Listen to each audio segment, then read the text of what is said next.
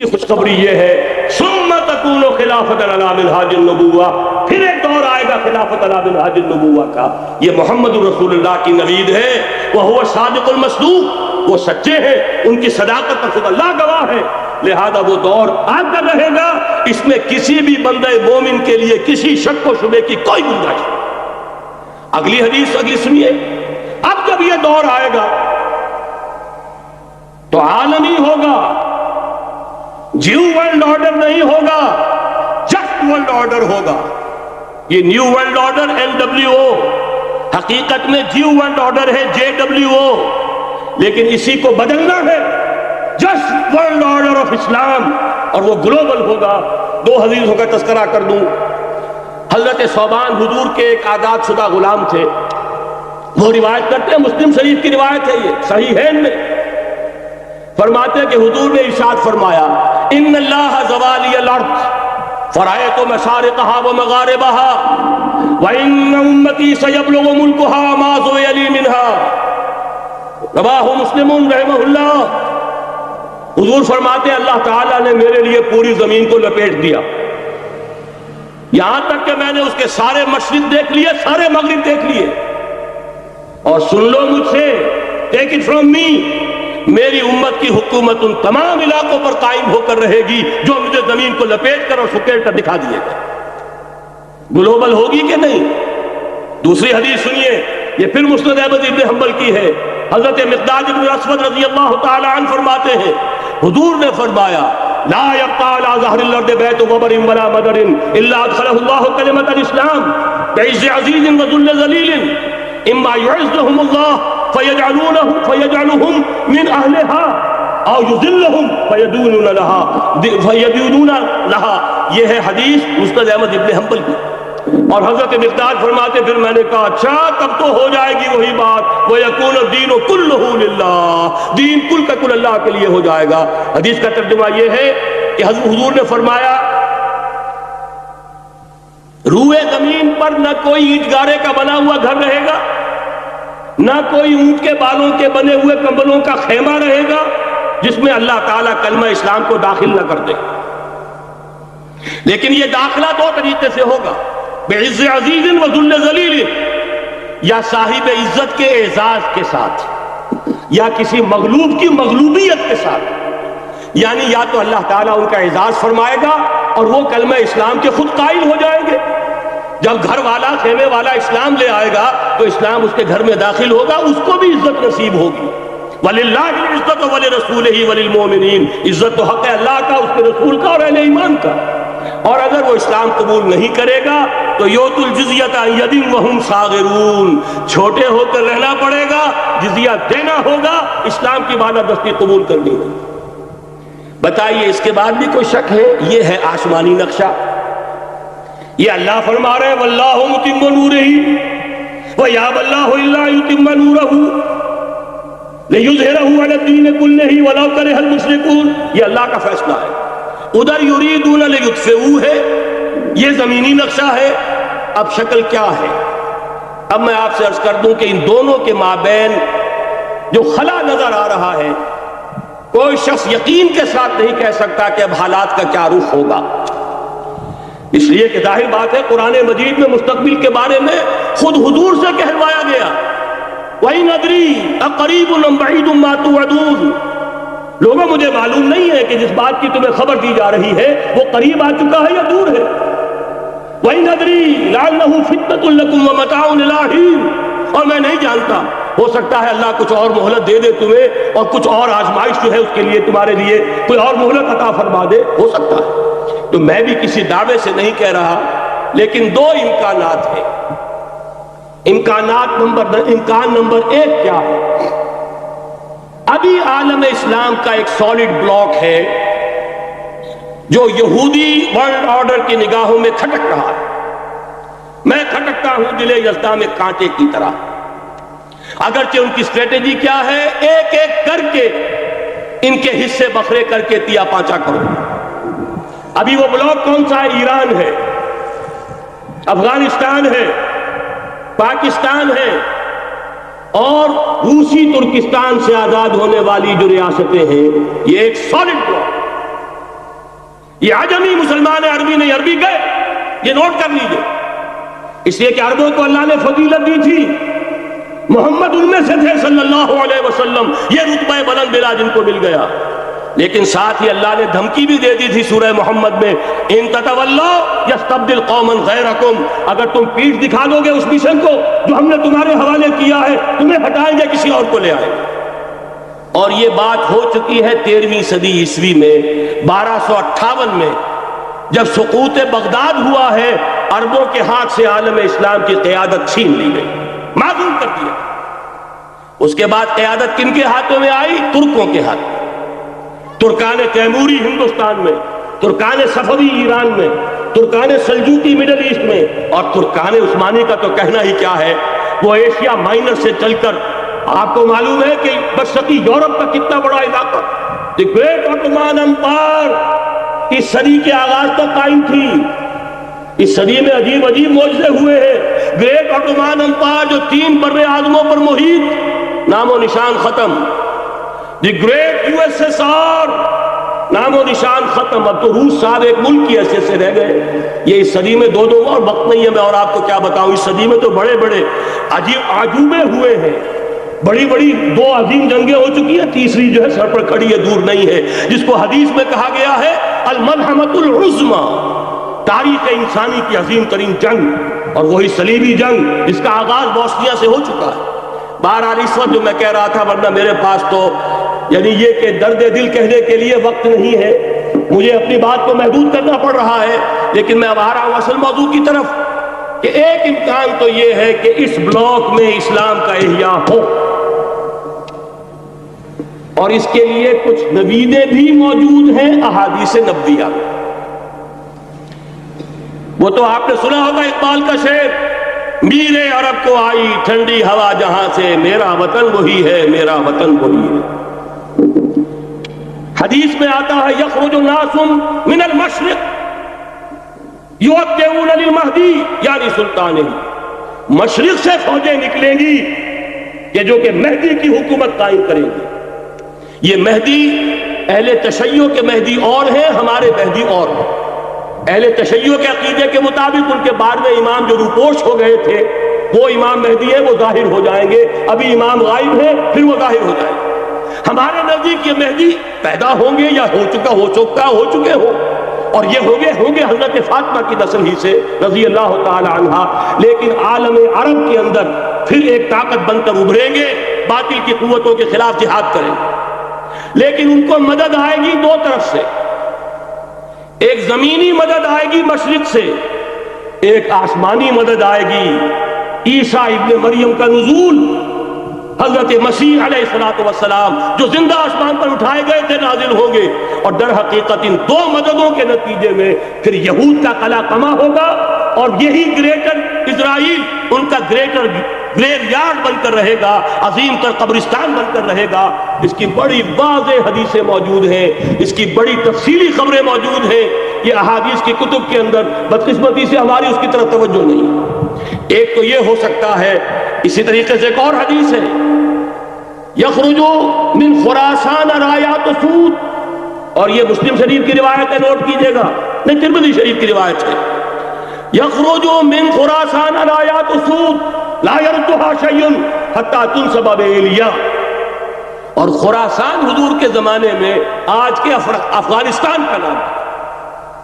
یہ افغانستان میں جو جہاد ہوا ہے، غلطیاں ہوئی ہیں اور غلطیوں کا خمیازہ بھگت رہے ہیں، یہ تو اللہ تعالیٰ کی سنت ہے جس میں اللہ نے صحابہ کو بھی ایگزمپٹ نہیں کیا، غلطی کی سزا دی ہے۔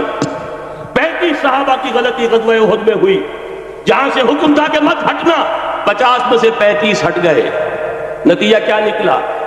فتح شکست میں بدل گئی، 70 صحابہ شہید۔ اللہ تعالیٰ نے فرمایا وَلَقَدْ صَدَقَكُمُ اللَّهُ وَعْدَهُ إِذْ تَحُسُّونَهُم بِإِذْنِهِ حَتَّىٰ إِذَا فَشِلْتُمْ وَتَنَازَعْتُمْ فِي الْأَمْرِ وَعَصَيْتُم مِّن بَعْدِ مَا أَرَاكُم مَّا تُحِبُّونَ۔ مسلمانوں، ہم سے گلہ نہیں کر سکتے، ہم نے اپنا وعدہ سچا کر دکھا دیا تھا، جبکہ تم انہیں گاجر مولی کی طرح کاٹ رہے تھے، لیکن جب تم ڈھیلے پڑ گئے، تم نے ڈسپلن کو توڑا، تم نے اختلاف کیا تو سزا دیا۔ تو اگر صحابہ کرام رضوان اللہ تعالی علیہ مجمعین خیر الناس بعد الانبیاء، پوری نوع انسانی کے اندر انبیاء کے بعد بلند ترین انسان، اگر ان کی بھی غلطی کا خمیازہ جو ہے اللہ نے چکھایا، کیوں چکھایا؟ ضروری تھا، آئندہ کے لیے سبق ہو جائے۔ وَلِيُمَحِّصَ مَا فِي قُلُوبِكُمْ، تاکہ تمہارے دلوں کے اندر اگر کہیں کوئی کھوٹ ہے اور پاک کر دیں ہم۔ اس لیے بہرحال غلطیاں ہوئی ہیں افغانستان میں، ایک امام کے ساتھ بیعت نہیں تھی، بلکہ بدقسمتی اور پڑھ کر یہ ہے بیعت کر کے توڑ دی۔ عبد الرسول سیاف صاحب کے ہاتھ پر ہمارے پاکستان کے 7 گروپ جو تھے، انہوں نے عین حرم میں بیٹھ کر بیعت کی اور پاکستان آ کر بیعت توڑ دی، سزا اس کی مل گئی۔ آپس کی خانہ جنگی یوں ہی نہیں ہو رہی، کوئی سبب ہے، لہذا یہ سزا تو ملے گی، لیکن جتنا خون یہاں پر خلوص کے ساتھ دیا گیا ہے اس کی مقدار بھی کم نہیں ہے۔ یہاں سے خیر برآمد ہوگا۔ اور دوسری بات اپنے بارے میں نوٹ کر لیجئے، یہ پاکستان، بچا کھچا Pakistan, what remains of Pakistan, یہ اصل میں ہے کیا؟ مولانا بہت خوبصورت انداز میں فرما رہے تھے، یہ 313 نہیں تھے، اسلام تھا۔ اسی طرح نوٹ کیجئے، پاکستان نہیں ہے، 4 صدیوں کی تجدیدی مساعی کا حاصل۔ آپ نے کبھی نوٹ کیا ختم نبوت کے بعد اب سب سے اونچا منصب کس کا ہے؟ مجددین۔ سنن ابی داؤد کی روایت، ان اللہ یبعث فی هذه الامہ علی راس کل 100 عام من یجدد لها دینها۔ اور نوٹ کیجئے کوئی بات ہے، 1000 برس تک سارے مجدد عالم عرب میں پیدا ہوئے، جیسے ہی دوسرا 1000 سال شروع ہوا، الف ثانی کا مجدد اعظم شیخ احمد سرہندی کہاں تھا؟ صنم خانہ ہند میں حاضر ہوا۔ میں شیخ مجدد کی لحد پر، وہ خاک کے ہے زیر فلک مطلع انوار، گردن نہ جھکی جس کی جہانگیر کے آگے، جس کے نفس قلم سے ہے گرمی آرا۔ وہ پھر 12ویں صدی کا مجدد اعظم امام الہند شاہ ولی اللہ دہلوی، 13ویں صدی کا مجدد اعظم سید احمد بریلوی، اس کے خون کا امین اور اس کے ساتھ کے شہداء کے خون کا امین، ان کے جسموں کا امین آپ کا خطہ ہزارہ، آپ کا خطہ سوات، اس میں ان کی جانیں ہیں جو دی گئی ہیں۔ اور وہ نہایت میں آپ سے عرض کر دوں، دور صحابہ کے بعد اتنا خالص اسلامی جہاد پوری مسلمان تاریخ میں نہیں ملے گا جتنا وہ تحریک شہیدین تھا۔ 14ویں صدی ہجری میں شیخ الہند جیسا مجاہد اعظم کہ انگریز نے گرفتار کر کے قید بھی کیا ہے، تو کہاں؟ ہندوستان میں نہیں، کہاں؟ جزیرہ سائرس، کیا نام تھا؟ مالٹا، جزیرہ مالٹا بحر روم میں۔ اقبال کے نفس سے ہے لالے کی آگ تیز، ایسے غزل سرا کو چمن سے نکال دو۔ کہیں ہندوستان کی کسی جیل میں ہوا تو شاید اس کے نفس کی گرمی ہی سے کوئی حرارت پیدا ہو جائے۔ اور اسی صدی میں، 14ویں صدی ہجری میں، اقبال جیسا مفکر، اسی 14ویں صدی ہجری میں مودودی جیسا مصنف، اسی 14ویں صدی ہجری میں مولانا الیاس جیسا مبلغ رحمہم اللہ، عظیم شخصیتیں آج پورے عالم اسلام میں آپ کو تبلیغی دوست ملیں گے۔ یہ کہاں سے شروع ہوئی تحریک؟ دہلی کی ایک چھوٹی سی مسجد سے، وہ مسجد بنگلے والی اب تو بڑی عالیشان ہو گئی ہے، جب وہاں شروع ہوا تھا کام بڑی چھوٹی سی مسجد۔ یہ سارے کام یہاں کیوں ہوئے؟ پورا عالم اسلام آزاد ہوا، کہیں نعرہ اسلام کا نہیں لگا، کہیں عرب قومیت پر، کہیں کسی اور عصبیت پر تحریکیں چلی ہیں، صرف تحریک پاکستان تھی کہ پاکستان کا مطلب کیا؟ لا الہ الا اللہ۔ کوئی سبب ہے کہ یہاں قرارداد مقاصد پاس ہوئی، حاکمیت اللہ کی ہے، کہ اکبر نام لیتا ہے خدا کا اس زمانے میں۔ یہ سارا ماضی سامنے رکھیے اور حضور کی دی ہوئی پیشن گوئیوں کا مستقبل سامنے رکھیے، ان دونوں سے ثابت ہوتا ہے اس خطہ ارضی سے کچھ ہونا ہے۔ اگرچہ بھٹکے ہوئے ہیں لیکن کبھی بھولی ہوئی منزل بھی یاد آتی ہے راہی کو، اور بھٹکے ہوئے آہو کو پھر سوئے حرم لے چل، اس کی ضرورت ہے مسلمان کو پھر اس کا مقصد یاد دلایا جائے۔ پاکستان اس لیے نہیں بنایا گیا تھا کہ ہمارے ہاں ٹاٹے اور برلے نہیں تھے تو ہمارے پاس اس کے بھی باپ وجود میں آ جائے، اس لیے تو نہیں بنایا گیا تھا۔ پاکستان اس لیے نہیں بنایا گیا تھا کہ جاگیرداروں کی جاگیرداریاں محفوظ ہو جائیں۔ پاکستان اس لیے تو نہیں بنایا گیا تھا. اور یہ کہ نمازیں اور مسجدیں تعمیر ہو جائیں، مسجدیں تو امریکہ میں تعمیر ہو رہی ہیں عالی شان سے عالی شان، اس لیے پاکستان نہیں بنا تھا. آج بھی مسلمان، میں معذرت سے عرض کر رہا ہوں مولانا سے، آج بھی بھارتی مسلمان کی ایوریج نمازی ہونے کے اعتبار سے پاکستانی مسلمان سے کہیں بہتر. آج بھی برقع نظر آ جائے گا تو ہندوستان میں نظر آ جائے گا. میں نے اپنی آنکھوں سے دیکھا چند سال پہلے جب مکہ مسجد حیدرآباد دکن میں 3 دن مسلسل میری تقریریں ہوئی ہیں، 10,000 مرد اور 5,000 خواتین، اور ان میں سے کوئی بغیر برقعے کے نہیں تھی. ایک سیلاب نظر آ رہا تھا برقعوں کا کہ جب جلسہ ختم ہوا ہے رات کے 12 بجے 3 دن تک متواتر. یہاں کہاں نظر آئے گا برقع آپ کو؟ یہاں تو جس کے بعد 2 پیسے ہو گئے اس نے سب سے پہلے برقع اتار کے پھینک دیے. معلوم اچھی طرح سمجھ لیجئے یہ چیزیں تو وہاں زیادہ ہیں یہاں کی نسبت. اصل ضرورت تھی کہ یہاں اس نظام کو قائم کیا جائے، وہ نظام عدل اجتماعی، وہ جس میں حریت ہو، جس میں عام آدمی بھی خلیفہ وقت کو ٹوک سکے. یہ کرتا کیسے بن گیا؟ ایک خاتون بھی کھڑی ہو کر دامن پکڑ لے، عمر تمہیں کیا حق ہے کہ ہمارے مہر کے اوپر پابندی لگا رہے ہو، جبکہ اللہ نے نہیں لگائی. اللہ قرآن میں قنطارہ کا لفظ استعمال کر رہا ہے. ڈھیروں سونا دے دے کوئی شخص اپنی بیوی کو مہر کے اندر، طلاق دیتے وقت اس میں سے کچھ نہیں لے سکتا. آپ کون ہوتے ہیں ہمارے حق کے اوپر پابندی لگانے والے؟ اور عمر نے کہا آج ایک بڑھیا نے اب عمر کو دین سکھایا، آرڈیننس واپس. حضرت سعد بن ابی وقاص رضی اللہ تعالی عنہ جو فاتح ایران تھے، وہ گورنر ایسے ہی نہیں بن گئے تھے ریوڑیاں بٹی ہو اور گورنری مل گئی ہو. وہ تو خود فاتح تھے ایران کے، اس لیے گورنر تھے. صرف ایک پرچہ پہنچا ہے بارگاہ خلافت میں، حضرت عمر فاروق کے پاس انفارمیشن آئی سعد نے اپنے گھر کے باہر ڈیوڑی بنا لی ہے اور ایک دربان کھڑا کر دیا. حضرت بلال کو بھیجا ہے رقعہ دے کر، اور یہ حکم تھا کہ بلال پہلے تو جاتے ہی ڈیوڑی میں آگ لگا دے، پھر یہ رقعہ دینا میرا. اور رقعے میں لکھا ہوا تھا اے سعد، لوگوں کو ان کی ماں نے آزاد کرنا تھا، تم نے انہیں اپنا غلام کب سے بنا لیا ہے؟ یہ دربان کھڑے کر دیا اپنے آگے. وہ حریت، وہ مساوات کہ جا رہا ہو خلیفہ وقت اور چارج لینے جا رہا ہے بیت المقدس کا، کوئی ذاتی علاج کے لیے نہیں جا رہا، سیر و سیاحت کے لیے نہیں جا رہا، چارج لینے کے لیے. بالکل سرکاری وزٹ ہے، آفیشل وزٹ ہے، اسٹیٹ وزٹ ہے. اور حال کیا ہے؟ 700 میل کا فاصلہ طے کرنا اور ایک اونٹنی، کوئی انٹوریج نہیں، کوئی خدم و حشم نہیں، کوئی جمبو جٹ بھرے ہوئے نہیں، کچھ نہیں. ایک اونٹنی، ایک خادم. اس ایک اونٹنی پر چونکہ راستے کا راشن بھی ہے لہذا 2 آدمی نہیں بیٹھ سکتے، ایک بیٹھ سکتا. ایک منزل خلیفہ وقت بیٹھا ہوا ہے اوپر اور خادم نکیل پکڑ کر چل رہا ہے. اگلی منزل خادم اوپر بیٹھا ہے اور خلیفہ وقت عمر بن الخطاب رضی اللہ تعالی عنہ، اور وہ آگے آگے نکیل پکڑ کر چل رہا ہے. یہ نظام چاہیے آج نوع انسانی.